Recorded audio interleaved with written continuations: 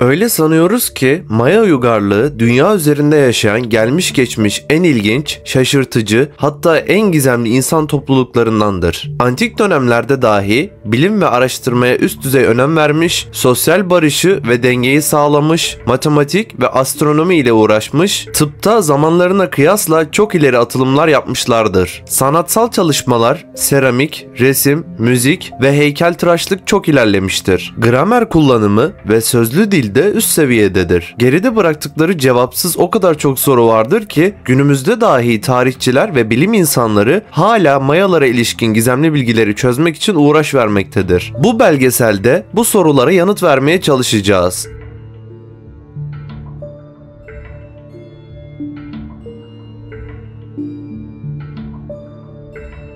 1. Maya uygarlığı kökeni. Maya uygarlığı kökenleri M.Ö. 2000 yıllarına kadar dayanır ve Meksika ve Güney Amerika'da bulunan Yucatan Yarımadası'nda ortaya çıkmıştır. İlk Maya kentleri M.Ö. 1000 yıllarında kurulmuştur ve M.Ö. 300 yıllarına kadar büyümeye devam etmiştir. Meksika ve Güney Amerika'da birçok kent, köy ve kalıntıları bulunmaktadır. Bazı araştırmacılar Maya uygarlığının Meksika ve Güney Amerika'daki Olmekler uygarlığından miras aldığını ve onların gelişimini devam ettirdiğini öne sürmektedir. Burada bahsedilen Olmekler uygarlığı Meksika ve Güney Amerika'daki antik uygarlıklardan biridir. Bu uygarlık M.Ö. 1500 yıllarında ortaya çıkmış ve M.Ö. 400 yıllarına kadar varlığını sürdürmüştür. Ayrıca Olmekler zamanının diğer uygarlıklarından farklı olarak kadınlar ve erkekler arasında eşit haklara sahip bir uygarlık olarak bilinmektedir. Başka bir görüşe göre Maya uygarlığı yerleşik avcı toplayıcı topluluklardan oluşmuş ve zamanla gelişerek kültür, sanat ve teknolojinin gelişmesine yol açmıştır. Maya uygarlığının kökenleri hakkında diğer bir teori, Maya uygarlığı başka bir uygarlıktan etkilenerek ortaya çıkmış ve kendine özgü özellikler kazanmıştır. Klasik dönem M.Ö. 250-900. Bu dönemde Maya sanatı, yazısı, matematiği ve astronomi bilimi en yüksek seviyede gelişmiştir. Postklasik dönem M.Ö. 900-1521. Bu dönemde bazı Maya kentlerinin yıkılması ve diğer kentlerin güç kaybı ile birlikte Maya uygarlığı çökmüştür. 17. yüzyılda İspanyol İmparatorluğu tarafından fethedilen Mayalar İspanyol boyunduruğunun altına girerek tarih sahnesinden çekilmiştir. 2. Mayaların Sibirya göçmeni olması. Mayaların Sibirya'dan Amerika'ya göç ettiği teorisi genetik, bilimsel ve kültürel kanıtlara dayanmaktadır. Genetik araştırmalar Mayaların DNA'sının Sibirya'da yaşayan Çukçi, Koryak, Kamçatka ve Aleut halkları ile yakın ilişkili olduğunu göstermiştir. Bilimsel araştırmalar Mayaların konuştukları Maya dillerinin Amerindiyen dil ailesinin bir parçası olduğunu ve bu dil ailesinin de Sibirya kökenli olduğunu ortaya koymuştur. Kültürel araştırmalar Mayaların inanç, sanat, gelenek, ritüel, giyim, müzik, dans, oyun, spor, yiyecek, içecek, tıp, zanaat, mimari, takvim, yazı gibi birçok alanda Sibirya halklarıyla ortak özellikler taşıdığını belirtmiştir. Mayaların Sibirya'dan Amerika'ya göç ettiği zaman son buzul çağı olarak bilinen Pleistosen dönemiydi. Bu dönemde dünyanın büyük bir kısmı buzullarla kaplıydı ve deniz seviyesi çok düşüktü. Bu nedenle Asya ile Amerika arasında Bering Boğazı'nın yerinde geniş bir kara köprüsü oluşmuştu. Bu kara köprüsü Beringia olarak adlandırılır. Beringia, Sibirya'dan Amerika'ya göç eden birçok insan grubuna ev sahipliği yapmıştır. Bu insan grupları Amerika kıtasının yerli halklarının atalarıdır. Mayaların Sibirya'dan Amerika'ya göç ettikten sonra Amerika kıtasının farklı bölgelerine yayıldıkları ve farklı kültürler geliştirdikleri düşünülmektedir. 3. Maya piramitlerinin gizemi. Maya piramitleri Orta Amerika'nın gizemli ormanlarında yükselen anıtsal yapılar olarak tarihe damga vurmuştur. Bu piramitler Maya uygarlığının zengin kültürünü, ileri düzeydeki bilgi birikimini ve mistik inançlarını yansıtır. Ancak bu gizemli yapılar içlerinde sakladıkları ve zamanla oluşan katmanlarıyla arkeologlar ve bilim insanları için hala çözülmesi zor sırlar barındırır. Maya piramitlerinin ilk gizemi astronomik olaylarla olan uyumlarıdır. Örneğin Şişen İtsa'daki Kukulkan piramidi ilkbahar ve sonbahar ekinokslarında güneş ışınlarının piramidin kenarlarına düşmesiyle yılan şeklinde bir gölge oluşturur. Bu gölge piramidin tabanına doğru hareket ederek Quetzal kuşunun başını temsil eden bir taş heykel ile birleşir. Bu olay Mayaların güneş tanrısı Kukulkan'a olan saygılarını gösterir. Ancak bu karmaşık astronomik hesaplamaları nasıl gerçekleştirdikleri hala bir gizemdir. Maya piramitlerinin bir diğer gizemi içlerinde barındırdıkları daha küçük piramitlerdir. Bu durum Mayaların zamanla piramitlerini genişletmek veya yenilemek istediklerini ancak eski piramitleri yıkmak yerine üzerlerine yeni piramitler inşa ettiklerini gösterir. Bu piramitlerin hem tarihi hem de dini birer katman haline gelmesini sağlar. Arkeologlar bu katmanları ortaya çıkarmak ve anlamak için modern teknolojiyi, radarı, lazeri ve kameraları kullanmaktadır. Maya piramitlerinin en büyük gizemlerinden biri içlerinde ne sakladıklarıdır. Bu piramitler genellikle liderlerin,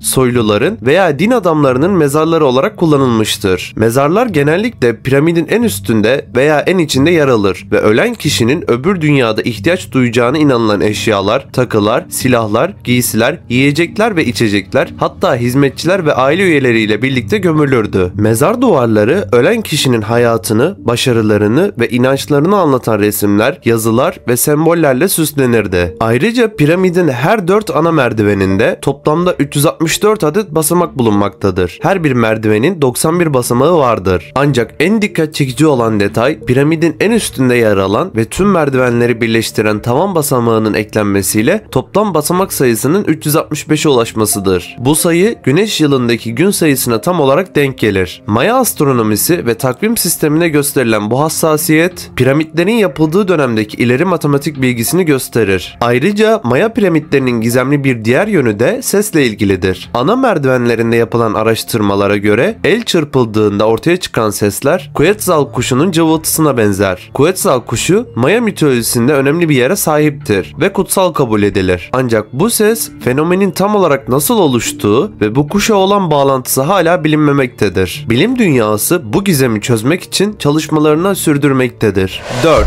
Maya uygarlığında inanç. Maya uygarlığının doğayı, tarımı, savaşı ve günlük yaşamın diğer yönlerini temsil eden tanrılarla çok tanrılı bir dini vardı. Maya panteonundaki en önemli tanrılardan bazıları şunlardır: Itzamna, gökyüzünün ve yaratılışın tanrısı; Kukulcan, rüzgar, bilgelik ve yeraltı dünyası ile ilişkilendirilen tüylü yılan tanrısı; Çak, yağmur, gök gürültüsü ve şimşek tanrısı; Kişel, ay ve dokuma tanrıçası; Kiniş Ahau, güneş tanrısı; Yum-Kaax, tarım ve yabani bitkilerin tanrısı. İnsan kurban etme gibi törenler ve ritüeller Mayalar döneminde önemli bir rol oynamıştır. Bu tür törenler Maya toplumunda özellikle önemli bir yere sahip olan rahipler tarafından yönetilirdi. Maya rahiplerinin Maya günlük yaşamındaki neredeyse her şeyi kontrol etmeye yetkisi vardı. Ne zaman ekin ekeceklerine, ne zaman evleneceklerine ve kimi feda edeceklerine rahipler karar verirlerdi. Maya dini rahiplerinin emirlerini basitçe yerine getirmekten daha fazlasıydı. Maya tüm doğayı kutsal olarak görüyordu. Animizm adı verilen bir inanç sistemini uyguladılar. Animizm, nesnelerin ve yaratıkların hepsinin ayrı öze veya ruha sahip olduğu inançtır. Mayalar için her şey, hayvanlar, bitkiler, kayalar, nehirler canlıydı. Kendi dünyalarında yaşayan çok sayıda ruhsal güç vardı. Ayrıca bunlara ek olarak her Maya'nın kendi ruhsal rehberi yani Vayobu vardı. Mayalar ayrıca ölümden sonra yaşamada inanıyorlardı. 5.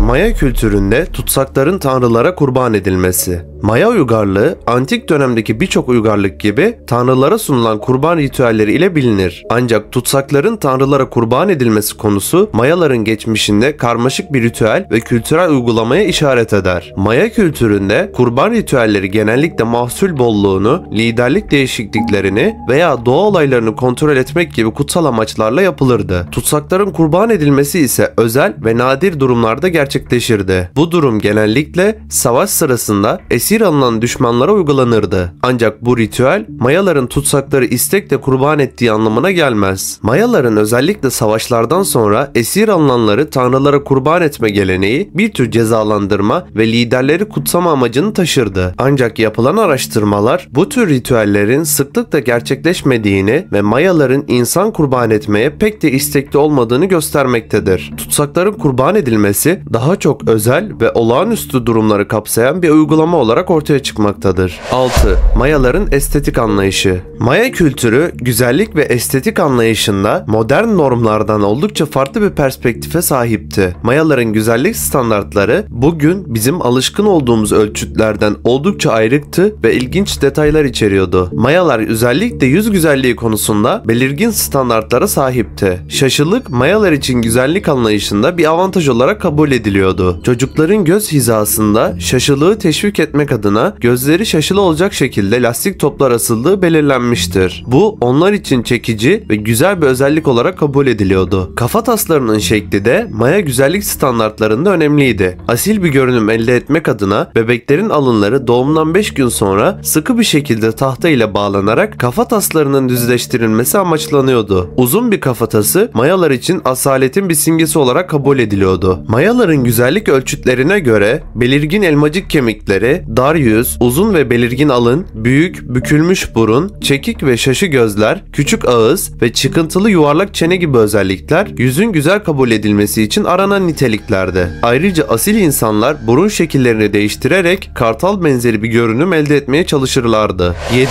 Mayalar yaşamlarını nasıl sürdürüyorlardı? Mayalar yaşamlarını sürdürebilmek için hem çiftçilik hem de aktif olarak ticaret yapıyorlardı. Mısır ve fasulye üretiminde oldukça yüksek bir uygarlık seviyesine ulaşmış ve son derece başarılı olmuşlardır. Çiftçilik yapabilmek için sık ormanlık alanları ateşe vererek tarım alanı haline getirmişler ve bunu sürekli hale getirerek yerleşik hayatın bir gerçeği olan tarımda gelişmişlerdir. Son derece vahşi bir doğa içerisinde yer alan Mayalar kendilerine gelişmek için bir fırsat ortamı yaratmışlardır. Ticaret merkezi haline getirdikleri şehirlerde kendi ürettiklerini satmışlar ve tarım sayesinde son derece büyük bir uygarlık kurmayı başarmışlardır. 8. Mayalarda bilim ve sanat. Maya uygarlığı özellikleri yakından incelendiğinde bu uygarlığın bilim ve sanat alanında da ilerleme kaydettiği söylenebilir. Kendi dönemlerinde yaptıkları çalışmalar günümüz insanları üzerinde de kalıcı etkilere sahip olmuştur. Heykel ve resim sanatında çok ileri seviyeye ulaşan uygarlık aynı zamanda hikayeci seramik alanında da son derece başarılı örnekler vermişlerdir. Obsidyen ya da yeşim taşı kullanılarak yapılan objeler, takılar ve kült eserleri uygarlığın sanat alanında da ne kadar ileri seviyede olduğunu göstermektedir. Maya sanatı kendine has bir üsluba sahiptir ve son derece özgün bir yapıdadır. Özellikle Tikal gibi büyük şehirlerinde sanatla birlikte mimari çalışmaların da çok fazla ileri seviyeye geldiğini söylemek mümkün olmaktadır. Tarımsal alanda göstermiş oldukları başarıyı birçok farklı alanda da göstermeyi başarmışlardır. Mühendislik konularında çok ciddi çalışmalar yapan Mayalar en ciddi mühendislik sorunları üzerine ciddi anlamda kafa yormuşlardır. Bununla birlikte mimari yapıları meydana getirirken gerilme payları hesaplamalarına kadar çok derin araştırmalar yapmışlar ve son derece muazzam şehirler yaratmayı bilmişlerdir.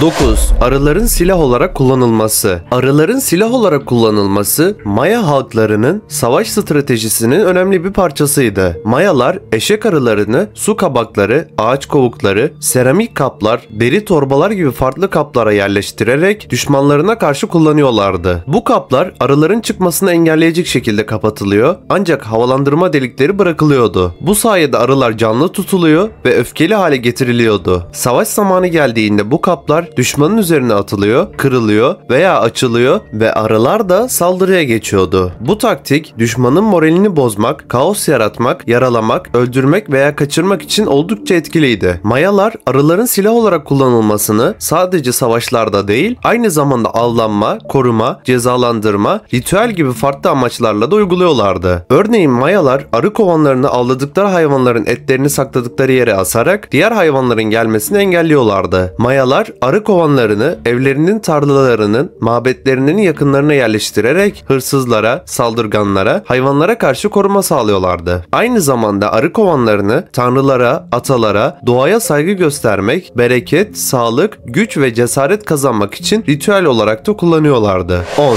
Mayalar ve dünyanın sonu. Mayalılar ve dünyanın sonu hakkında birçok spekülasyon ve iddia vardır. Bazıları Mayaların 2012 yılında dünyanın sonunu kehanet ettiklerini, bazıları ise Mayaların eski uzaylılarla bağlantılı olduğunu ileri sürer. Ancak bu iddiaların hiçbiri bilimsel olarak kanıtlanmamıştır. Mayaların takvim, astronomi, matematik ve yazı gibi alanlarda çok gelişmiş bir uygarlık olduğu doğrudur. Ancak bunlar dünyanın sonuyla ilgili bir sır içermez. Mayaların kullandığı 3 takvim vardı. Zolkin, Haab ve uzun sayım. Zolkin 260 günlük bir kutsal takvimdi. Haab 365 günlük bir güneş takvimiydi. Uzun sayım ise Mayaların tarihini kaydetmek için kullandıkları bir takvimdi. Uzun sayım takviminde her 2.880.000 günde bir takvimin sıfırlanması gerekiyordu. Bu süre 2012 yılında dolduğu için bazıları bunun dünyanın sonu anlamına geldiğini düşündü. Ancak bu sadece bir takvim döngüsünün sonu demekti. Mayalar yeni bir döngünün başlangıcını kutlamak için törenler düzenliyorlardı. Mayaların dünyanın sonuyla ilgili herhangi bir kehanetleri yoktu. Onların eski uzaylılarla bağlantılı olduğu iddiası ise Mayaların gizemli ve ileri bir uygarlık olduğu varsayımına dayanır. Bazıları Mayaların teknoloji, sanat, mimari ve din gibi alanlarda gösterdikleri başarıların uzaylıların yardımı veya etkisiyle olduğunu öne sürer. Bunlara göre Maya metinlerinde ve Maya sanat ve mimarisinde dünyanın eski devirlerine ve uzaylılarla irtibatına ilişkin işaretler bulunmaktadır. Ancak bu iddiaların hiçbiri somut kanıtlara dayanmaz. Mayaların başarıları kendi kültürlerinin, bilgilerinin, yaratıcılıklarının ve çalışkanlıklarının bir sonucudur. Mayaların uzaylılarla herhangi bir bağlantısı yoktur. 11. Maya uygarlığı nasıl ve neden sona erdi?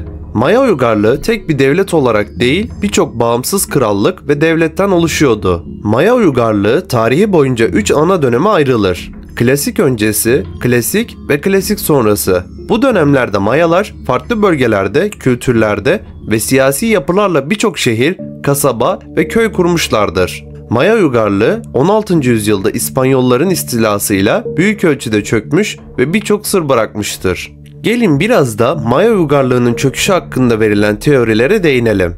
İşgal. Maya uygarlığı komşu uygarlıklarla sürekli savaş halindeydi. Bu savaşlar kaynakların tükenmesine, nüfusun azalmasına, hastalıkların yayılmasına ve siyasi istikrarsızlığa yol açtı. Ayrıca 16. yüzyılda İspanyolların gelmesiyle birlikte Maya uygarlığı direnç gösteremedi ve İspanyol sömürgeciliğine boyun eğdi. İç savaş. Maya uygarlığı birçok farklı krallık ve devletten oluşuyordu. Bu krallıklar ve devletler arasında rekabet, çekişme, ihanet ve savaş vardı. Bu durum Maya uygarlığının birliğini ve gücünü zayıflattı. Ayrıca bazı krallıklar ve devletler kendi içlerinde de bölünmüşlüğe ve isyana maruz kaldılar. Ticaret yollarının çökmesi. Maya uygarlığı ticarete dayalı bir ekonomiye sahipti. Diğer uygarlıklarla ve kendi bölgeleri arasında ticaret yaparak gıda, malzeme, teknoloji, kültür ve bilgi gibi birçok şeyi elde ediyorlardı. Ancak savaşlar ve iklim değişikliği gibi nedenlerle ticaret yolları bozuldu veya kesildi. Bu da Maya uygarlığının yoksullaşmasına, açlığa, gerilemesine ve çöküşüne neden oldu. İklim değişikliği. Maya uygarlığı tarıma dayalı bir uygarlıktı. Ancak milattan sonra 800 bin yılları arasında Orta Amerika'da ciddi bir kuraklık yaşandı. Bu kuraklık tarımın verimini düşürdü, su kaynaklarını azalttı, toprak erozyonuna yol açtı. Bu da Maya uygarlığının açlık, hastalık, isyan gibi sorunlarla karşılaşmasına neden oldu. 12. Mayalar hala var mı? Mayalıların kuşaklar boyu uzanan torunları hala Orta Amerika'da modern Belize, Guatemala, Honduras, El Salvador ve Meksika'nın bazı bölgelerinde yaşıyorlar. Bu insanların bir kısmı Tikal antik kentinin kalıntılarının yer aldığı Tikal Milli Parkı'na ev sahipliği yapan Guatemala'da yaşamaktadır. Guatemalalıların yaklaşık %40'ı Maya kökenlidir. Maya tarihi hala bilim adamlarının, arkeologların ve tarih tutkunlarının dikkatini çekerken dünyanın dört bir yanından gelen turistler kelimenin tam anlamıyla bu insanların ana vatanına bir gezi yapmak istiyor. Mayalar diğer eski uygarlıkların ancak hayal edebilecekleri bir dizi başarıya sahipti ve kulağa şaşırtıcı gelse de şehirlerinin tamamı hala keşfedilmedi ve incelenmedi. Birçoğu halen keşfedilmeyi bekliyor. Videoyu bitirmeden önce soldaki videoda Kız Kulesi'ne gidip oranın tarihi ve efsaneler üzerine röportaj yaptığımız belgeseli izleyebilirsiniz. Sağdaki oynatma listesi ise sizler tarafından en çok beğenilen videolardan oluşmakta.